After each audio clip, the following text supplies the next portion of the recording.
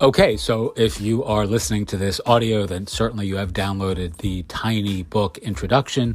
This is actually part of our new publishing platform, a Tiny Revolution, for inspirational authors and enlightened entrepreneurs, and essentially just covers a very simple content creation process and an approach that I think is a little bit different in its fullness than most of the other folks who are teaching how to write a book for business in 2024. So the core idea behind this particular ebook is a bridge book, which is the sort of book that introduces an idea that inspires or invites an experience. And the experience is what you're actually offering your audience or inviting your reader to do when they finish reading the book. So, that ostensibly is going to be something that you're doing in the world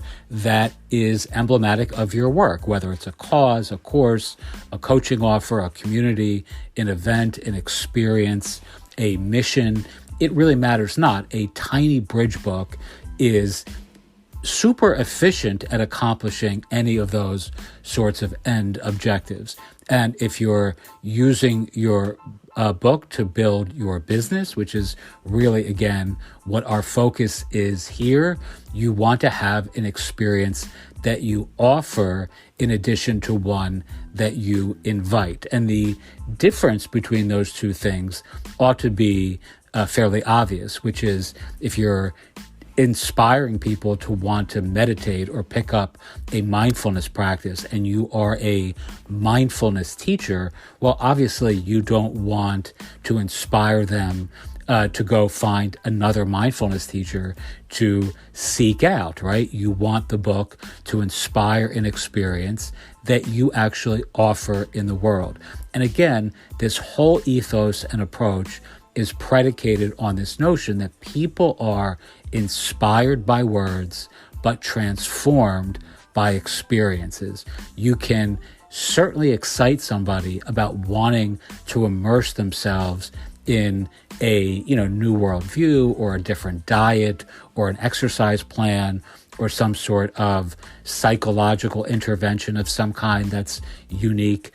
But if they actually don't do the experience, if they don't actually immerse themselves in the work itself, they're not going to be transformed. People forget very, very quickly. I count myself certainly amongst that group, and I've read tons of books in my life that have been really super inspiring and motivating that have not changed my life or moved the needle, at all, because I'm not actually immersing myself thereafter in some sort of experience that would help to concretize the actual gains or improvements or the things that I want to actually change or modify about my life. So the key here is, if you're writing a book for business, to get super detailed about your end experience, the thing that you're offering at the end of the book, before you even write a single word.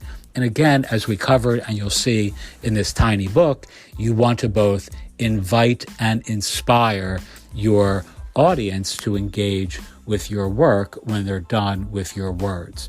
And a good idea here is, and you'll see this in the section 4 or the page 4, this book is tiny enough that there are no sections, but ask yourself this, what is your unique idea, your eureka moment, aha insight, a proprietary process that you may have, or a new lens or outrageous idea that if people only knew, this would help them immensely. It would help them pop a pain or heal a hurt or offer a heaping helping of hope that there's a new way of tackling an old problem that's holding them back. This is what I call a transformation trigger. It's the thing in the book that actually inspires this insight or this moment where folks get excited about an opportunity to think differently about a problem by dint of having come across your words and ultimately your work. And again, as I covered in some of the other sort of previous little sentences, you definitely don't want to neglect to invite the experience that you are inspiring. And I say that so many times because it's so important. And I see so many people drop the ball with this particular piece at the very end. You don't want to inspire an experience that your audience needs to get from somebody else, right? If you're writing a book for business, the end experience ought to be something that you're actually offering in the world. So you have to begin with the end in mind. I would also offer that if you're not interested in writing a book for business, if you're not an entrepreneur, if you're not writing to get clients, to build a community, then you don't need to actually offer the experience that you're inviting. You may just want to inspire people to want to meditate or to learn about a certain type of cognitive intervention or whatever it may be that excites you or motivates you to have written a book in the first place. But for everyone else, get super clear on the one thing that you want your ideal reader to do when they finish the book. Again, as I've covered, and again, I get nervous that I'm repeating myself, but it could be a product that you're selling, an e-commerce platform, it could be a private program, or it could simply be a persuasive pitch to join you on a great life-changing adventure. And that adventure could simply be a mission or a cause or a community that ties all of this into some sort of, purpose or passion project for you and for them. In other words, you're using your book to find your people. All right. Your end objective is simply to build a bridge between your words, which is the book, and your work in the real world. And I think it's also important, if you go a little bit towards the end of this tiny book, you'll see where I have put this like kind of large banner, which says, your story matters. And to somebody in the world right now, it may matter more than you know.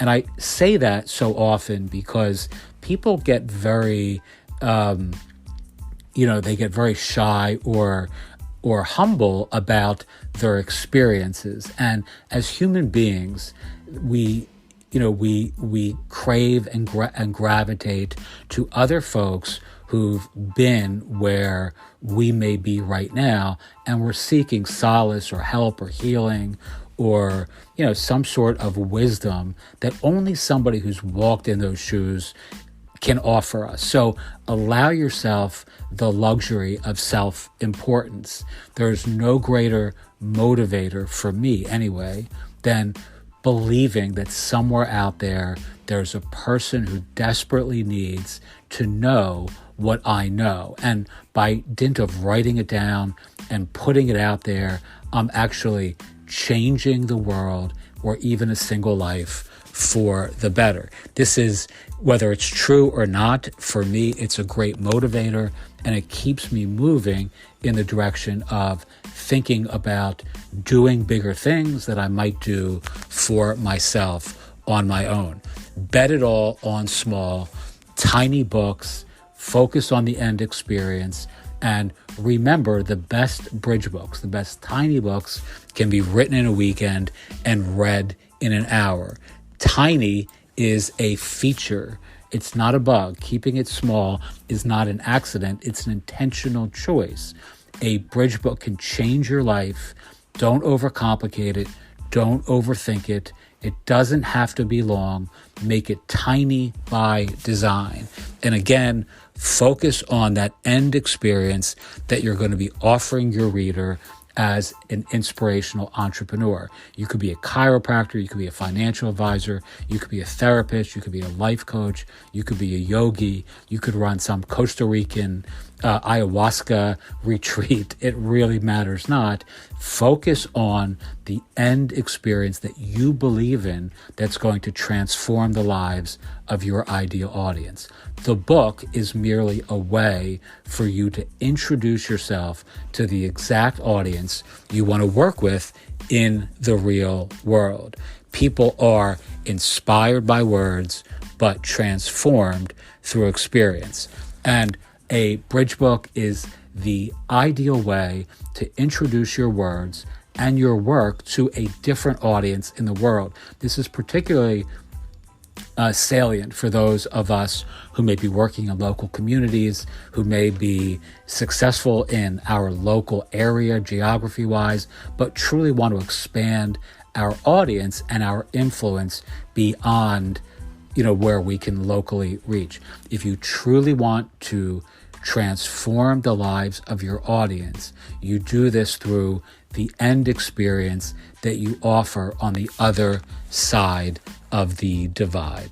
All right. Again, these are all simple ideas, but they are really super effective and powerful when they are actually put into the world. I mean, tiny books, short moments, many times.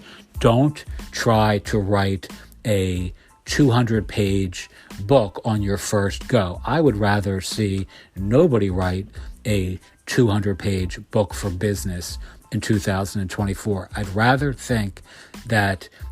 see people think small but series or small but scale. Tiny books many times rather than one super long book that never gets finished. And remember, no matter how many times you've tripped or you've slipped or how many times you've started and stopped, it doesn't matter. This is the moment right now. All you really need to do is just begin again. Teach what you know, do what you love, wake up the world with your work. I truly hope this has been somewhat inspiring for you, or at least has piqued your interest in writing a tiny book.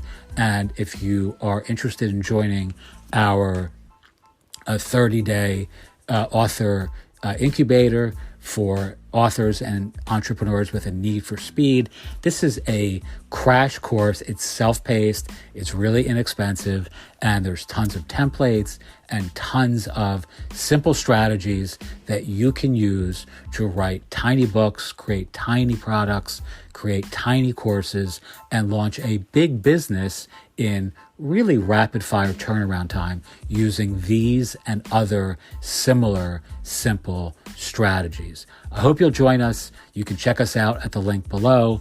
And if you have questions, as always, feel free to ask. Thanks for listening. Hope you enjoy the ebook, and I'll talk to everyone soon.